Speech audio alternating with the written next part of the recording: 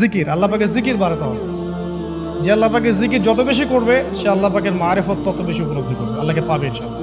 আর এই জিকির করার জন্যে অজুও শর্ত নয়, জানেন? আল্লাহর জিকির করার জন্য কিন্তু অজু শর্ত নয়। আপনি মনে মনে চলতে ফিরতে অলওয়েজ সুবহানাল্লাহ, আলহামদুলিল্লাহ, আল্লাহু আকবার, লা ইলাহা ইল্লাল্লাহ, আস্তাগফিরুল্লাহ পড়তেই থাকতে পারেন। কষ্টের কিছু আছে? খালি জবান চলবে, খালি জবান চলবে। মাঠে কাজ করছেন, ওই যে লাঙল দিয়ে কাজ করছেন, সেচ দিচ্ছেন, আপনি পড়তে থাকবেন আস্তাগফিরুল্লাহ ওয়া আতুবু ইলাইহি, লা হাওলা ওয়ালা কুওয়াতা ইল্লা বিল্লাহ, সুবহানাল্লাহ, আলহামদুলিল্লাহ, লা ইলাহা ইল্লাল্লাহ, আল্লাহু আকবার। কোনো সমস্যা? কোনো সমস্যা নেই। রান্না বান্না করছে মেয়েরা, এটা করতে করতে পড়তে পারবে না? গাড়ি ড্রাইভ করছেন, ড্রাইভ করতে করতে আপনি পড়তে পারবেন লা ইলাহা ইল্লাল্লাহ ওয়াহদাহু লা শারীকা লাহু, লাহুল মুলকু ওয়া লাহুল হামদু ওয়া হুয়া আলা কুল্লি শাইইন কাদির। যে কোনো কাজ করতে করতেই ইল্লাল ইস্তিনজা, ইস্তিনজা বাদ দিয়ে। ইস্তিনজা কি জিনিস? প্রসাব পায়খানা। এই সময় এগুলো মুখ দিয়ে বলবেন না, দরকার নাই। আপনি এখানে এরপরে যে সময়গুলো আছে এগুলো